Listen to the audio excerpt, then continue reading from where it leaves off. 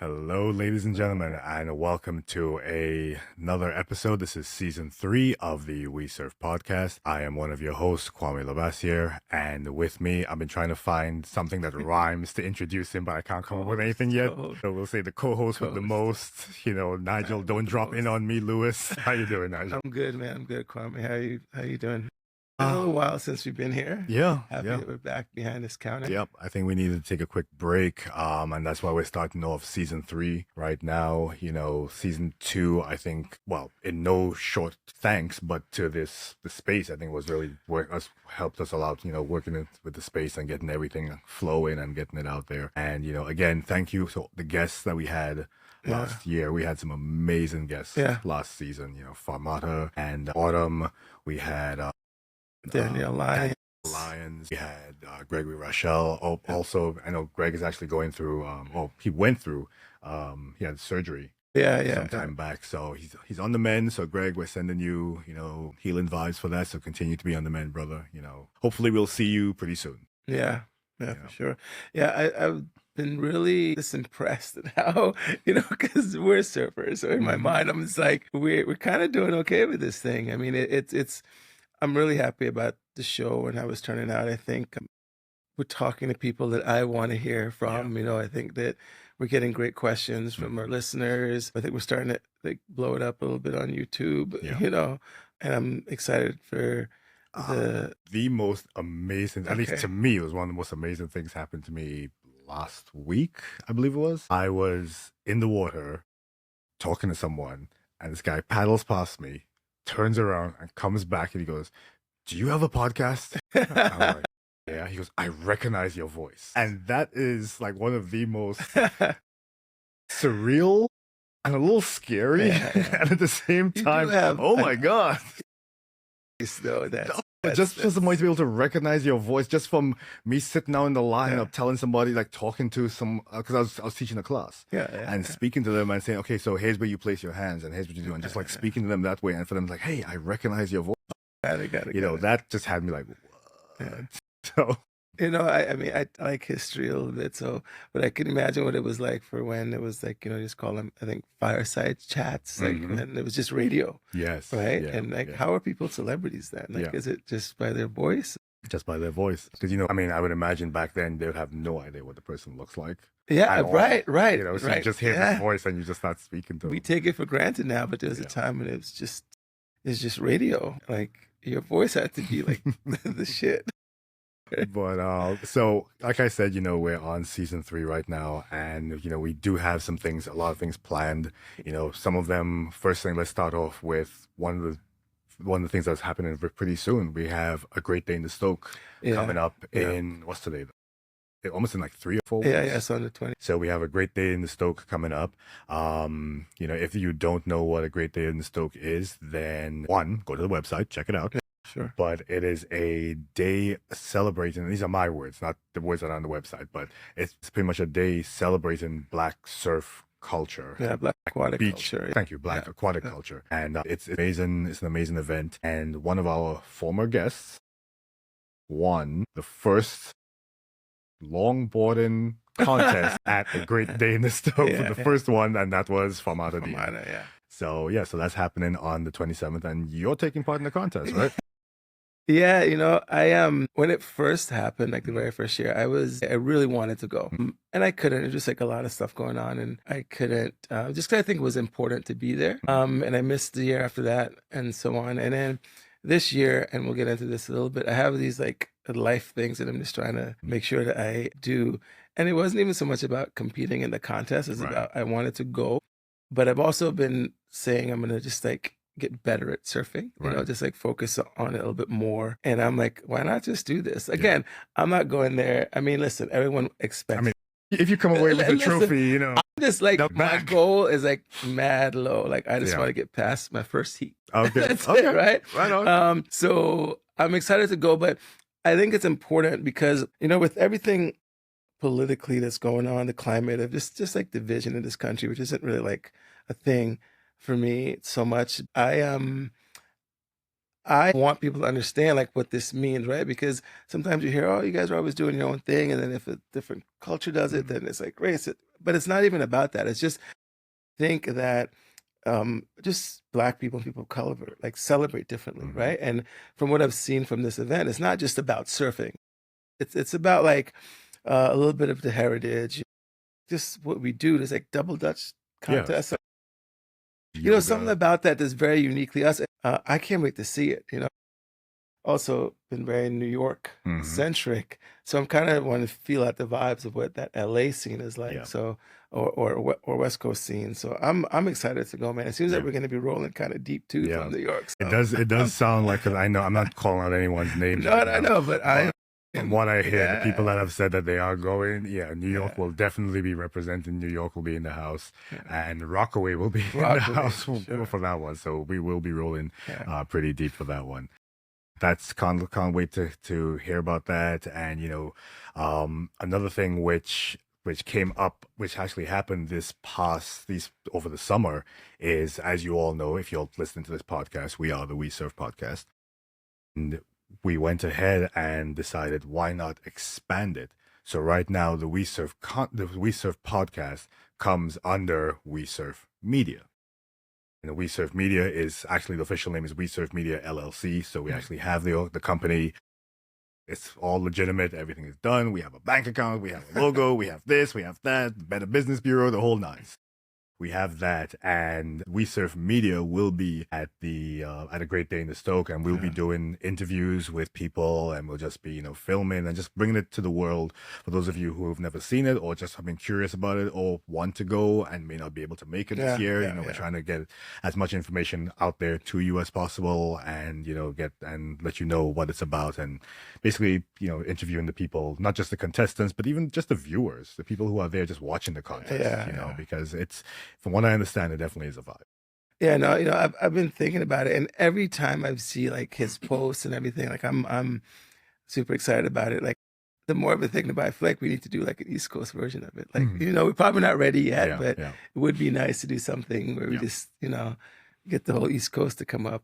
It'd be nice to have it like go both ways. Yeah, exactly. So the West Coast one and the East Coast people fly out there, and then we have an East Coast one and have the West Coast people. Okay, fly out that's there, on that's on the to-do list.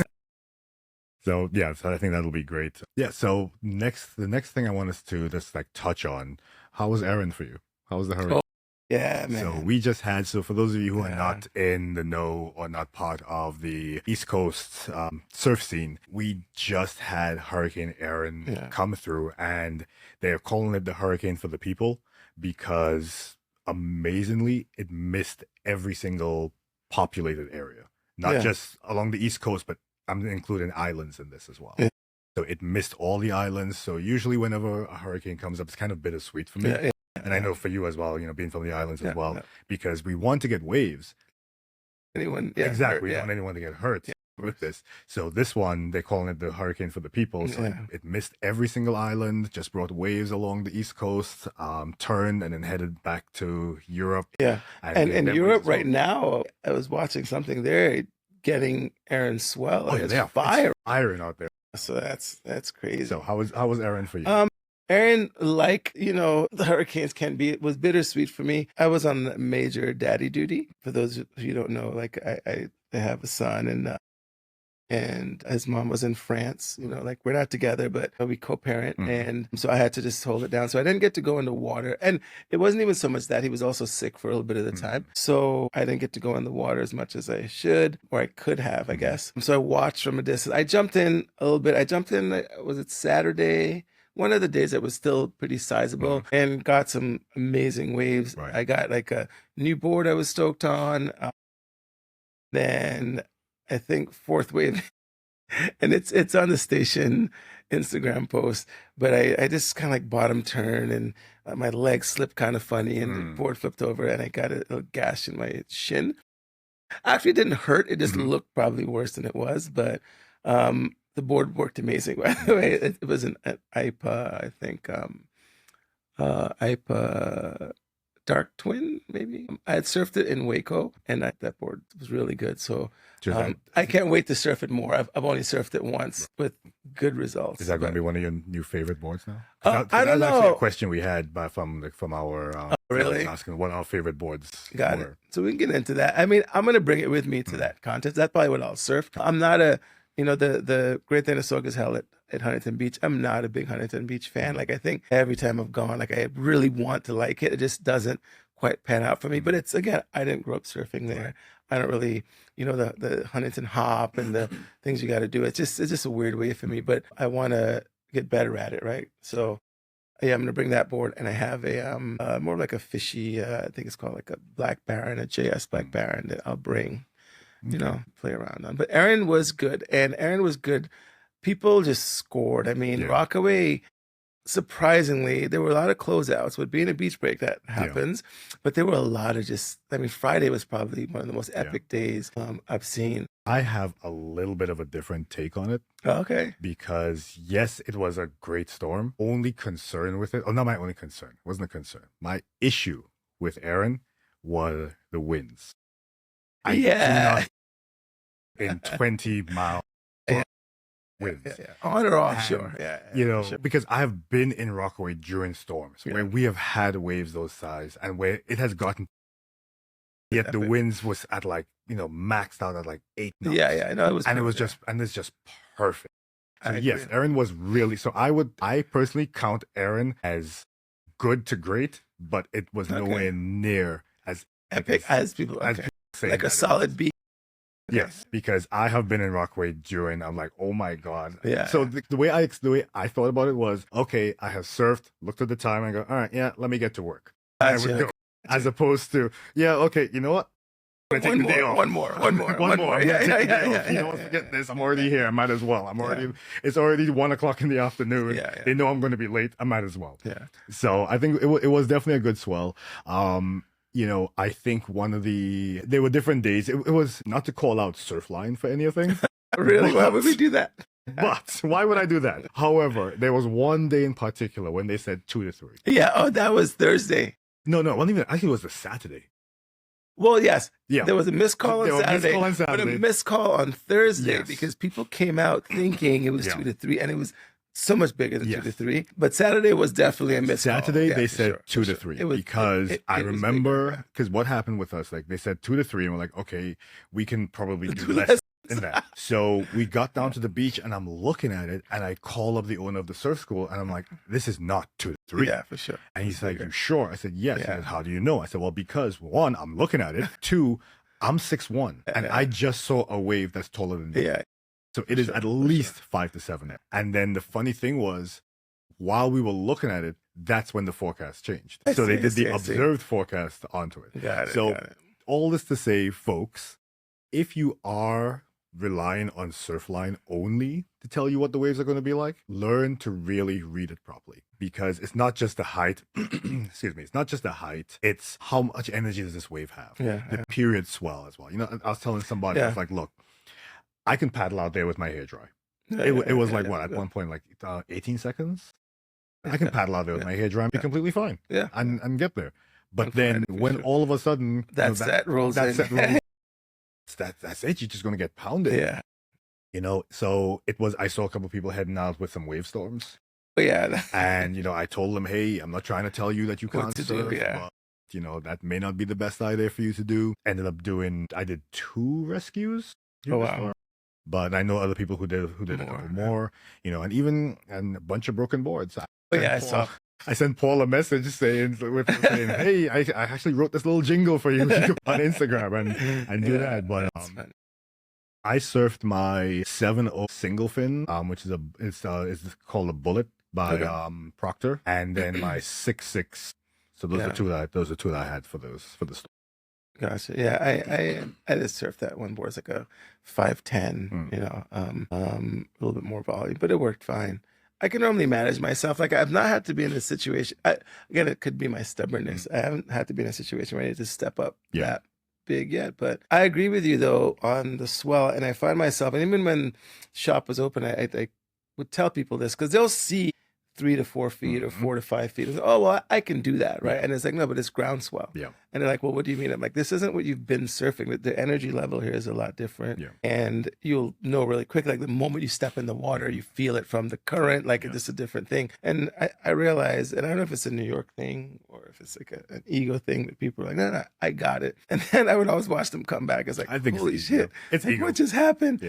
And it's not that you're trying to put people in trouble, but I've No. learned, listen, grandma used to say experience is the best teacher, which isn't always good. But, you know, when you got to get your ass handed to you once or twice to understand, like, okay, so now I get what it Now I means when it's understand. hurricane swell and Yeah. just regular wind swell. One way I was explaining it to some folks was like, okay, just because then they saw the swell start to drop, and I was still telling them, hey, you know, it's still has some strength in, and they're like, well, no, it's smaller. I said, okay, well, think about it this way, all right. When they were saying it's 6 to 8, 5 to 7, whatever, that's like getting punched by Mike Tyson. When they're saying it's like 2 to 3 or 3 to 4, that's like getting punched by Manny Pacquiao. Just because it's smaller doesn't mean you want to take that hit, because it still will rock you. Oh, that's what I was explaining to people, and a lot of them were like, oh, okay, I get it now. I was like, okay, there we go, because it definitely, I mean, it brought it, but you know, hopefully. There was a lot of good videos and photos that came out of that. I think there were just some good moments. Yeah. But I want to shout out one of our former guests, Paul Godet, for having like I think he got the some of the most shots. Yeah. But not only that he got barrel quite a bit, but also he did it on a board that he hand shaped, yes, which I thought was just like, that's amazing. I mean, I think I've always kind of wanted to do that, but I'm not into shaping, so I probably never will. But I thought that was amazing. That experience, we got to like call him. And I think someone interviewed him asking about that, but I'm really curious what that feels like, you know, to like create something and then put it in the position where you use it for what you created and it works. And it worked. I saw the footage, like, is this Paul?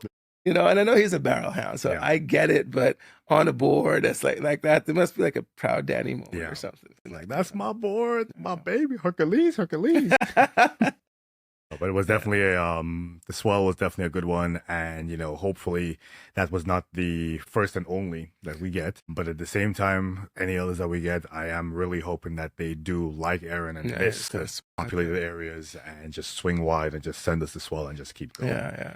You know, because it really does get pretty dangerous with hurricanes. And I feel a lot of people who've never experienced a hurricane, like a true hurricane force, you know, I mean, and I know this is something people have contention with on this, but when I talk with folks and they're like, oh yeah, Hurricane Sandy, I'm like, it wasn't a hurricane.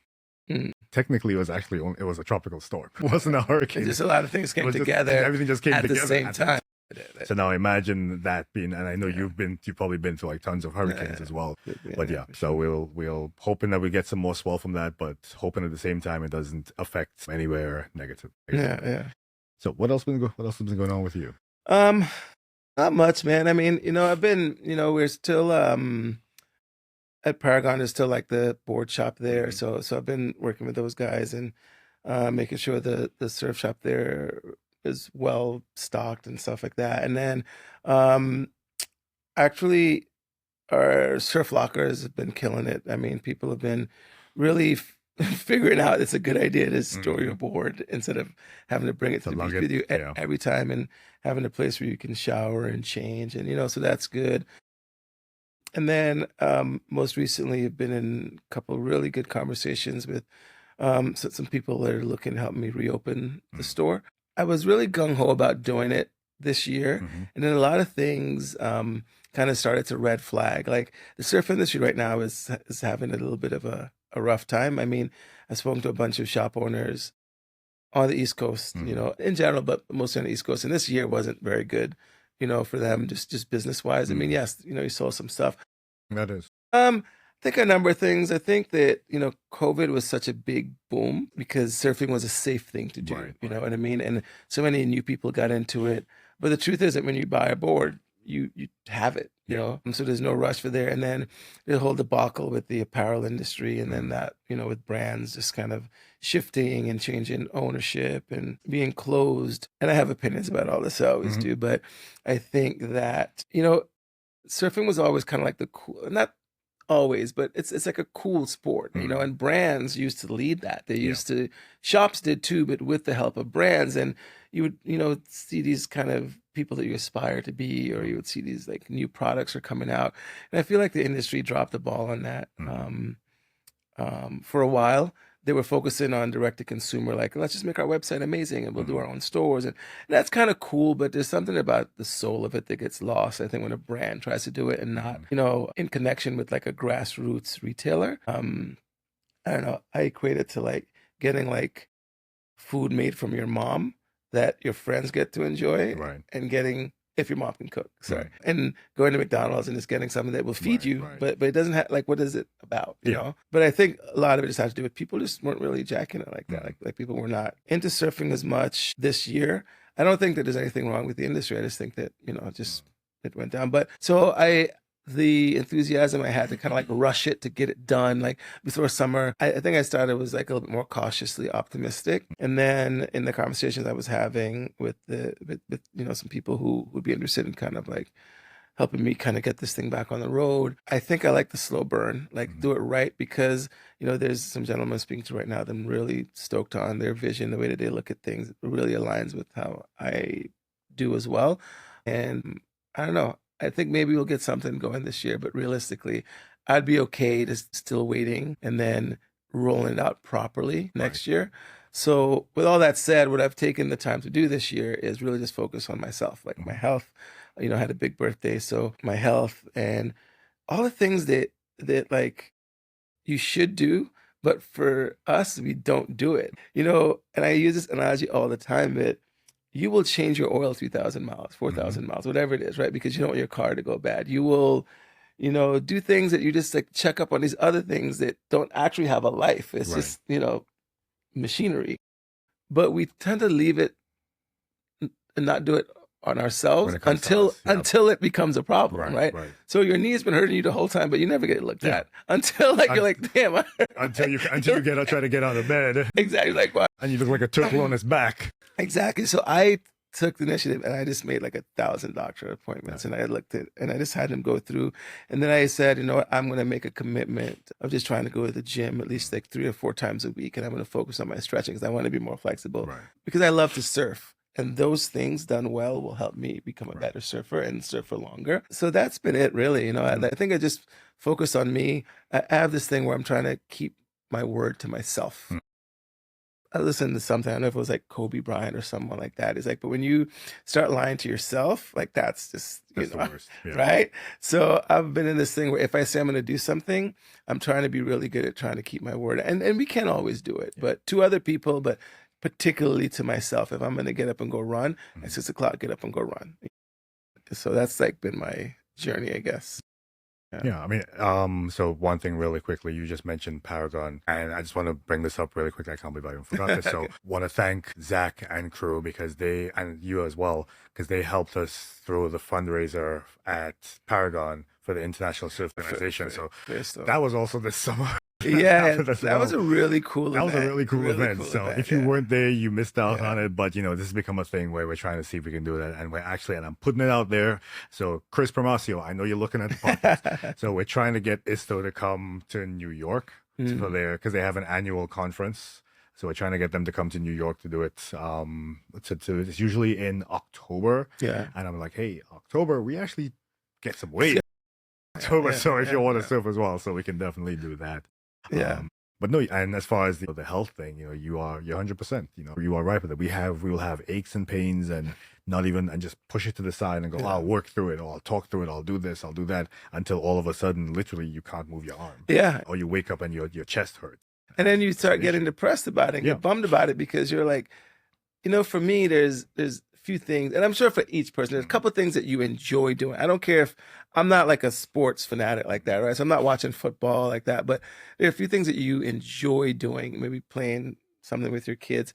And when that gets taken away from you or you can't do it to that level, like you just get so bummed. So I'm like, you know what, man, just try to live long, live happy, live healthy, figure it out, you know, and sometimes it's easier said than done, but I promise you, we put energy into things that don't matter as much as we do. I mean, for me, that's why I pretty much live the way I live. Yeah, you're a good example of it. I mean, I envy a lot of the stuff that you do. Sure. A friend of mine was actually, she wasn't teasing me, but we were talking about it herself, me, her brother, we were all talking about it.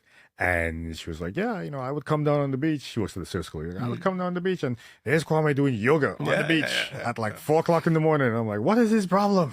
Like, I need to stretch because I need to make sure that 10 minutes of yoga, to me at least, adds on 10 hours of flexibility and life for me. So I'd much rather just do that for 10 minutes and be able to just, move through life and not have to worry about this hurting or that hurting. And, it helps keep you grounded. Yeah, I agree. Definitely helps keep you grounded. So like I said, we are in season 3 right now. And, we do have some guests lined up already. And I'm actually really excited about them. And we're going to be releasing, as quickly and as we can. I think we've gotten to a point now where we actually have it down packed as to how we're going to release and, the schedule that we're releasing on. And I know this is a big thing for you, that we are coming out with some merch. So, if you want stickers and, t-shirts and the WeSurf stickers, WeSurf t-shirts, the hoodies, I think we should keep that in-house for now, just for us, and we can rock them. But hey, if someone really, really, really wants one, we can make it work. We can figure it out. But yeah, we're just looking forward to doing some big things this year with WeSurf Podcast and with WeSurf Media and the YouTube channel, the Instagram channel, TikTok, wherever else, and just letting people know that, like it's in the name, WeSurf. Yeah. I mean, there's so many things that I would love to get dialed in under this moniker of a name, but I'm excited about it. I think the YouTube thing, I have some footage actually for WeSurf on the road that, I've been talking about. Again, just it's been hard when you're trying to do it yourself, but I'm stoked on the future here. So we actually do have a couple. I've been gathering questions that people have been sending us throughout while we were I don't want to say on vacation. It wasn't a vacation. We were basically setting the foundation. Yeah, exactly. So we're setting the foundation for everything else and taking a quick break. So I do have some questions that people sent to us. Yeah, let's go. Let's find some of these questions. Yeah, got it. Let's see. Let's see. I can just pick and choose which one. What's the funniest thing that ever happened to you in the water? Funniest thing? That's a good one. I don't know. I mean, it's not really funny, I guess. It's kind of frustrating, but when it happens so often, like I just start laughing. And maybe everyone goes through this when you've been sitting around and you're waiting, and then the wave finally like comes to you, and it just like it's your wave. Maybe people caught the one before it, and you're like, "Oh my goodness, this is mine! I'm gonna get it." Heavens have opened. It's like, and you're so excited that you're finally there, so you start paddling, you're good to go. And this happens to me actually somewhat quite often, and I've learned to really like calm myself down now so I don't get so excited. But I'll go to stand up and my back foot would just slip off the board. And then you would like land on your chest, and then somehow you'd get that, you just like tumble. I'll catch it sometimes, and then you get back on, but then you're off. And it's just like you fall in such awkward positions when that happens that it's, you get mad, but then you just have to laugh because you're like, oh my goodness, I'm such a kook. And then it will happen like twice, and it's like, okay. Like, so that's, I guess that's kind of something funny. I can beat that kook story. So if you've listened to pay attention to my Instagram, some of you may have heard this story already. So I was just starting out, okay? And my first board ever that I purchased, not a soft top, hard top, brought it down to the beach, out there paddling, can't catch anything to save my life. I'm thinking something is wrong with the board. The tail is doing some kind of weird stuff, swinging kind of a wave. Every time I go for a wave, I try to, the second I stop paddling, it's almost like the tail would swing out from underneath. Okay. And I'm trying to figure out what's happening with this. So I just gave up and I walk in the shore. And this guy is standing up and he's looking at me. And he goes, "Good waves, huh?" "Yeah, I couldn't catch anything." And he goes, "You know why?" I'm like, "No, your fins are on backwards." And I'm like, oh. I mean, I laugh at it now. I laugh at it now, and I use it as an example to show people that, hey, everybody cooks it at some point. So just I've put that story up, and my friends of mine have said, hey, you lucky it wasn't me. Otherwise, I would have laughed you out of the ocean. I would never made you come back. All sorts of things. Yeah. Who's the most memorable character you've ever shared a lineup with? Memorable character? Yep. Oh, we had him on the show. They haven't seen that episode yet. They haven't seen that episode. You're gonna see him. You're going to see him on the show. We have him on the show. Have him on the show. We recorded this one earlier, and that one will be released. He's talking about that person. From that person, you'll understand. Should I say his name? Like why? Say his name? Yeah. No, I mean, listen. In Rockaway, Surfing Rockaway, there's a lot of characters. You know, there's a lot, and for as long as I've been surfing there, I've met a lot of the characters. But I think BJ is his name. Is just like. He's loud and he has a longboard and he just goes for it. No apologize. No. You know, but it's just something that's so endearing about him that like you're not really mad. You're just like, bro, go. Like just you got it. Exactly. You were having way too much fun. And he puts in the time to get out there. Like he'll come out early, he's logging his board out, his knee is hurting, he's got some weird bandage thing on it, but you know, that man just enjoys surfing, and but he's definitely a character. Good dude, has like side hustles left and right, which I love. BJ is, I think, the character for me. I think for me, I don't know the guy's name and I have never seen him again, but there was one time we were out surfing and this guy was out there and he had on it was a chest zip wetsuit and he had it on backwards and inside out. And it was zipped.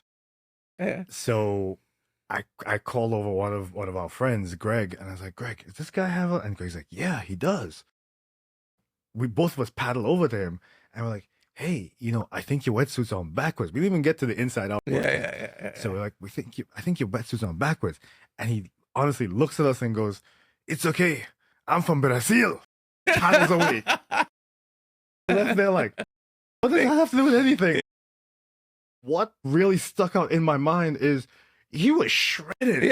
He was just going, and we're like, okay, you know, listen, it can be inside out. If that's what works for you, then you know, do your thing, man. So there was a character. I will mention this one more because this one was from earlier on. But this guy came out, and I think this one time when I was surfing in the 30s. It was in the 30s or maybe the 90th Street, but I rode the train with this guy, right? Hawaiian-looking dude, long hair, jeans, you know. And we got on the beach together, and I actually paid him no mind, right? So I'm surfing, you know, I did my thing. I came in, I sat for a little bit, and he came over, and he's like, hey, would you let me surf your board? And I'm like, are you know, you can surf? He's like, you're not talking about me, are you? No. Okay, just making sure. No. He's like, I'm from Hawaii. You know, I can surf. I'm like, yeah, sure. You know, and I'm not like so tied to my board. Like I let people who I think can surf. Right. What was interesting about this guy is that he was like, shoot, I don't have shorts. The dude took his flip-flops off, kept his belt on, his jeans, went out and surfed and ripped. And I was just like, okay. And even people would come up and say, is that guy in jeans? And I'm like, he's in jeans. He's in jeans. But I'm like, so that was an interesting character. And then I saw him actually after the fact, and he came out. He's like, I just had jeans and I'm going to surf. You know what I mean? But that was a character for sure. That day was interesting, you know, to watch that. Do you have a lucky pre-surf ritual or weird habit before paddling? I don't necessarily. You know, so I teach private lessons, and this is something that I do that I try and get people to do. And I say it to people all the time, calm down. I try to be super appreciative of what I'm about to do. Like, and again, I'm not getting very like, you know, zen-y and this is the ocean, I'm so connected. But I just think that you surf better sometimes when you're in this state of like, okay, I'm good. My body's good. I feel good. I'm going to go catch waves. I like to pay attention before I go in the water. Right. What's happening in the lineup? Where am I going to be?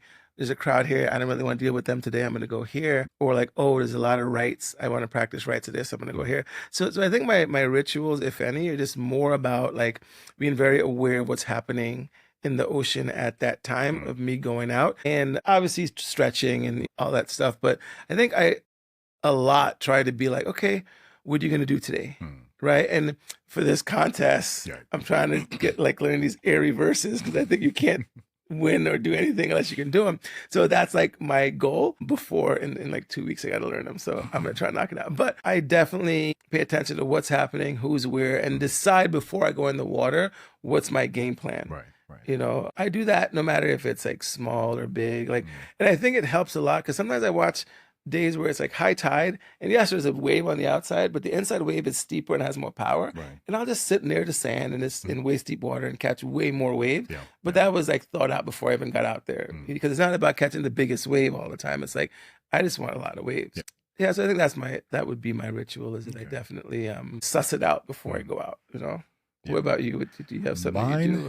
I mean, I actually have two of them, and one does not depend on any conditions or anything. It's just really what I feel like doing, and it makes, and I freely admit it makes no sense whatsoever why I do this.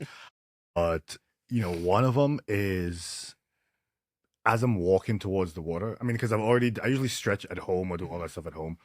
As I'm walking to the water and I have my board and I put my board down onto the surface, I will like dip my hand into the water and then I'll just dip my hand in and just put it on my tongue. Oh, and then get my board, and then I'll paddle.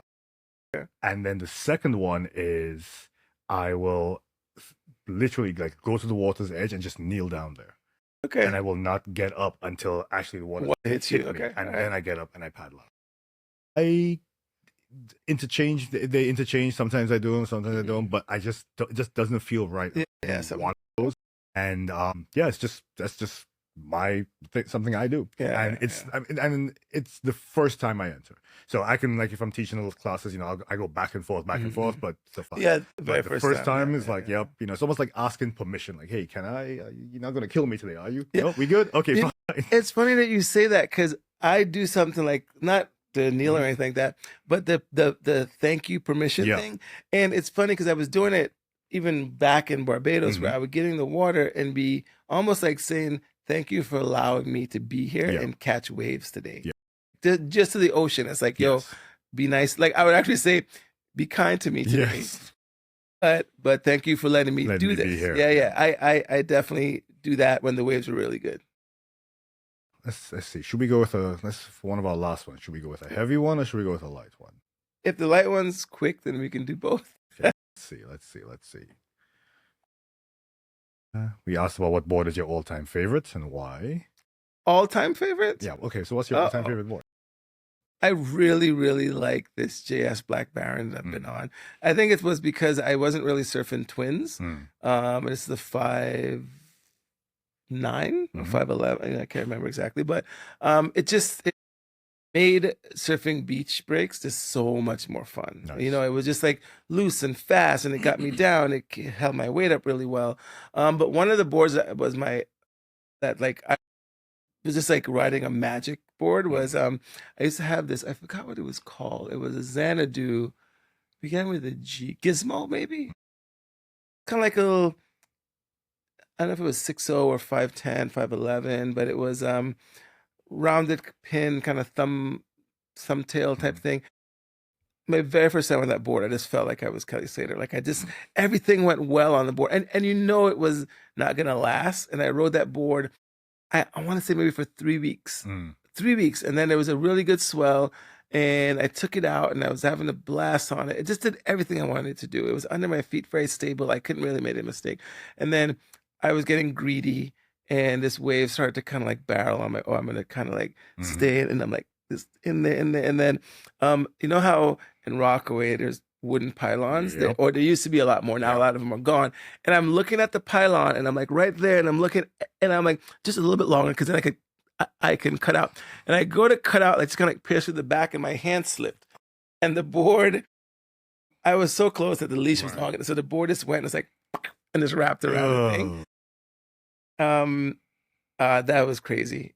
But then I tried to get one custom made, exact same thing, and it wasn't the same. Not the same. Yeah, it was crazy. But that was like probably one of the ones that I remember big time. But this JS Black Baron is like having like an amazing girlfriend. Like this, everything works really well. You know, I love that board. Yeah. Mine currently is I've been riding pretty much all summer. hybrid fish Mm, that was shaped by Proctor, mhm. and I have it set up as a quad, and it's 6'3", 40 liters, Okay. give or take.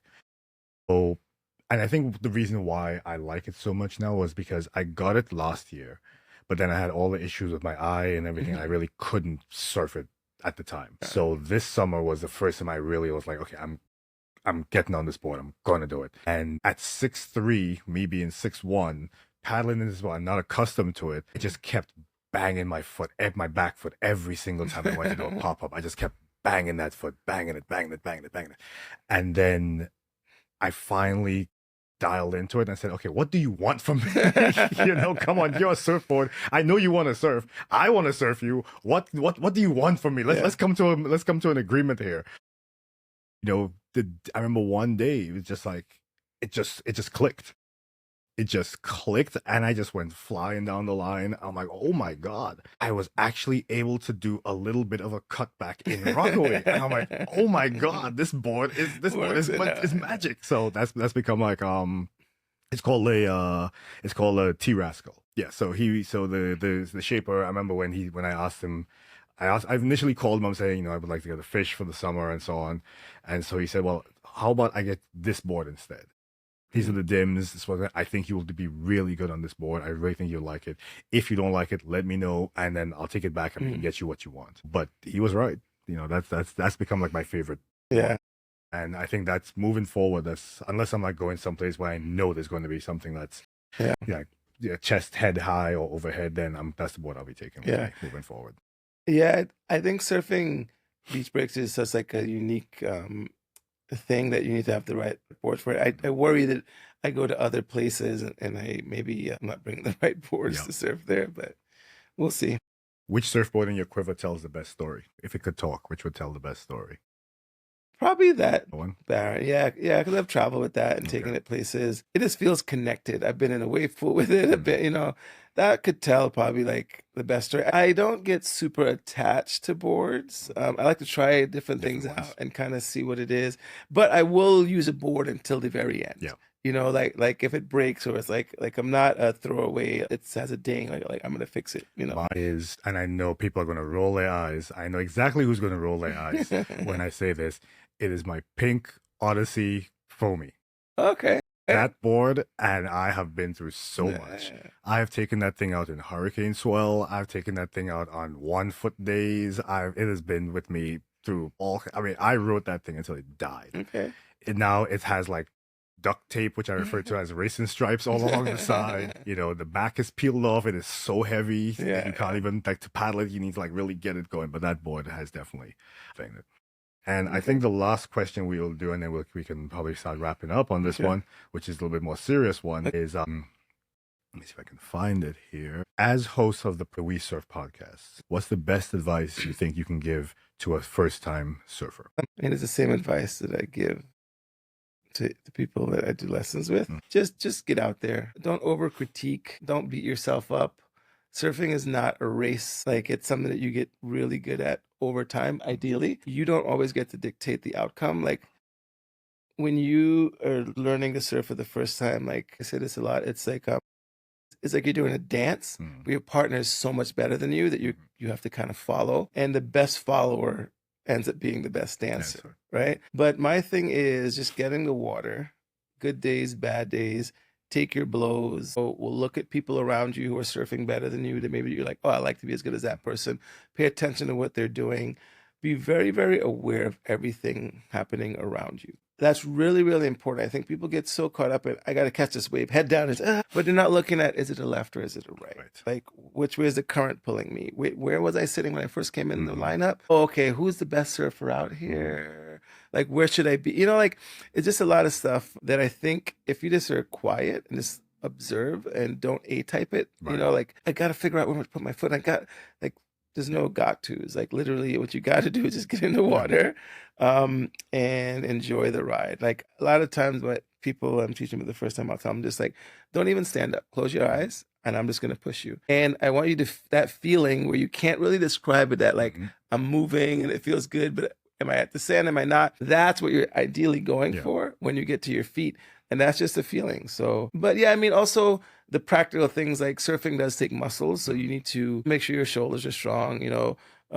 There's tons of videos for all that type of stuff, but just make sure that you're strong enough, because it's not like it's not, you know, this walking or running. I'm not saying those aren't difficult, but it's, you know, it's a much more difficult muscle set to engage all at once, to jump you up on the board, keeping your balance. And then don't forget you're laying on your lungs when you're laying flat with your body weight, and you're trying to paddle and you're trying to breathe. Like, so give yourself some grace. Don't try to be like anyone else, really. Like, just get out there and start baby steps.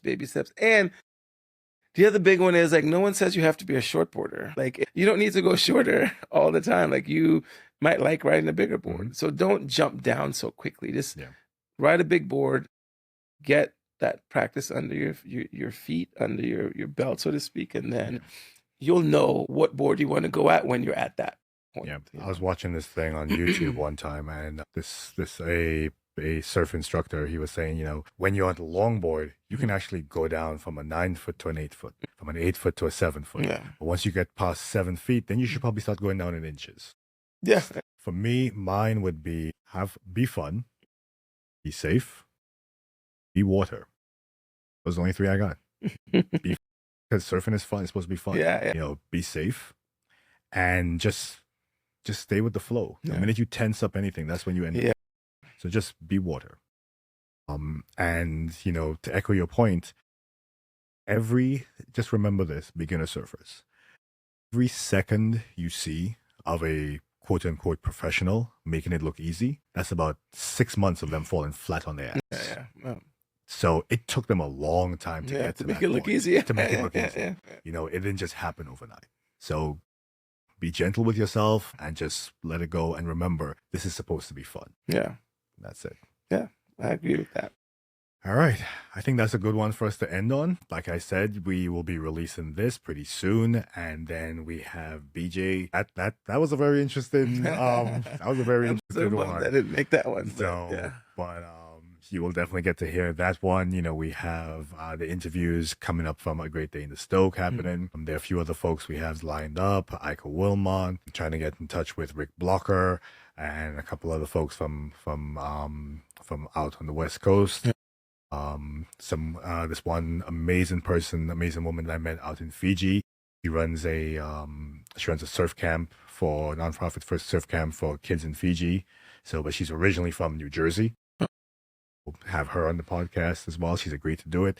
And then there's some local Rockaway folks as well that we're getting in. And, you know, if you can think of anyone that you think is a good idea, that would be a great guest. Have a conversation. And please, you know, let us know, hit us up, send us the message, send us the person's contact information. And, you know, we'll try to reach out to them on Instagram or however, and see if they'll be willing to come on the show. Because everyone has a story. Yeah. I mean, you know, I like the idea that we kind of are the podcast for the regular surfer, right? Like, there's no big name pros necessarily rolling on here, but if you want to, right? Like, we're happy to have Mr. Mikey February, maybe. You know, maybe we can get a Hunter Jones on there. Maybe we can get some of these Brazilian guys that my thing is, we want to get the Hunter Jones on but at the same time, I also want to get the Wolf Taylors on our podcast. Yeah, for sure. So, for those of you who are wondering, Wolf is our engineer in the studio today, and we're getting him out here to surf. Of course. So, all right. So thank you again. Thank you so much, Nigel. Always great talking with you. Yeah, pleasure. Same. I want to thank WeSurf Media. Yes. Who we are right now. Yes. Want to thank WTF Media for letting us use your studios. Thank Wolf Taylor, our engineer. Tyler for giving us our distribution. And of course, you, the viewers and the listeners, for basically keeping us in business and listening to our stories. Yeah. And just two shout outs that I want to start just acknowledging things that matter in kind of like the circle. Hopefully this comes out before Great Day in the Stoke, but if you haven't had a chance to know what it is, please follow them on Instagram. And if you happen to be on the West Coast, I believe it's September 27th. September 27th. You know, show up, check it out, see what it's about, support them. We need stuff like this. I think community matters, and this is definitely a big one of those things. And then we want to shout out Lower Bay Collective. I do, because they're doing amazing work out in Rockaway, and I want to make sure that they're always on top of people's minds. Support, volunteer, whatever you can. Aiden's a good dude, and what they're doing has definitely changed the lives of many Black and brown surfers and just like young kids in Rockaway. So Definitely. yeah, I just want to make sure that you guys check them out, give them a follow, donate, whatever it is it takes, because we need that community to be around. I think what we can start doing is every episode we can shout out one because there's just so many out there that are just doing so much amazing work, and I think that we definitely would want to shout out every single, well, not every single, as many as we can, and let people know. But Nigel's 100% correct. Definitely, we'll start off with La Rubea.